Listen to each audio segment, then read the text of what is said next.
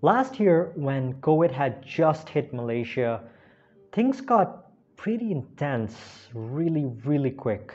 Panic everywhere. People were buying face masks and toilet papers like crazy. So, me being a type 1 diabetic and therefore extra paranoid, realized that if the world was coming to an end, I needed a tank on my wrist. I needed something that I can scrub with hand sanitizer and it wouldn't get destroyed. I needed something that can withstand the apocalypse. I decided to get a pandemic watch. I decided to get my first G-Shock.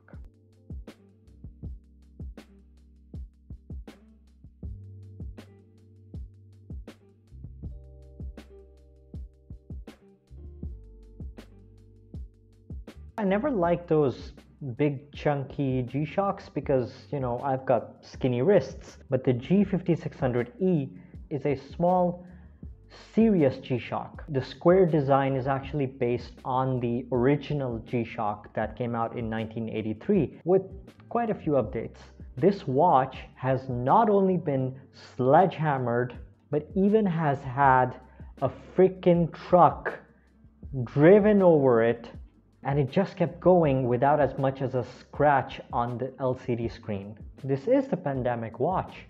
This is the ultimate apocalypse watch. But yeah, both of these tests were not done with this exact model, but with the DW5600. One of the main differences between the DW5600 and the G5600E is the added tough solar feature. This watch, being solar powered, means that you don't have to worry about changing the battery every few years. If you're out running with this watch, you don't have to worry about the battery suddenly dying on you without warning. And because of this feature, the G5600 is slightly more expensive than the DW5600. But personally, I feel that this feature makes it an ultimate beater and a truly reliable watch during any situation. But do keep one thing in mind. Because of that added solar panel layer in the watch, everything looks slightly washed out. But again, to be honest, I only noticed that because I compared it with my other digital Casio. You're not going to have any issue with the legibility because of this. But the LCD screen on this is somewhat a bit too reflective. So if you're outside on a sunny afternoon, the screen reflection does make it slightly difficult to read. The watch is fairly small, thin, and light for a G-Shock, which works amazingly well for most people with small to medium-sized wrists. This current G5600E model comes with the 3160 module with the case and integrated strap made of resin, a mineral crystal LCD screen, case size of 46 by 43 millimeters, thickness of 12.7 millimeters, strap width of 20 millimeters, and a water resistance of 200 meters.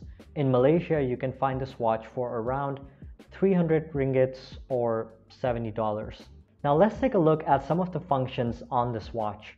By default, you have the first mode, which has the date function at the top and the time at the bottom. And to change the mode, all you need to do is hit the mode button. That will change to world time, where you have a bunch of different time zones to choose from, and you can just change them by clicking on the search option here. And then you have the alarm. You can set up to 5 different alarms, so that's why it says AL1. Then you have the stopwatch. If you want to start, you can just click on, you can start it by clicking on the search button and then stop, reset. Then you have the timer. Start by hitting the search button and then stop with the same button and reset with the adjust button. And that's it. At the bottom here you have L, M, and H, which indicate the battery level. So when the bar is at low, most of the functions won't work and you will have to recharge the battery. This will mostly happen if the watch is kept in a dark place, so you don't have to worry about that. Since the G-Shock was invented in the 80s, it has not only been a go-to watch for construction workers, military personnel, medical professionals, but also for the youth. The brand has earned respect from even the most high-end watch collectors. Nothing can beat the G-Shock when it comes to value for money. So I hope you guys enjoyed this video. Make sure to hit the like, subscribe, and the notification bell because I'll be doing a lot more of these videos in the future and I need your support. So I'll see you guys in the next one. When I got the G-Shock and I told my wife about all of the cool functions and features of the watch, she just went, "So you don't really need any more watches, right?"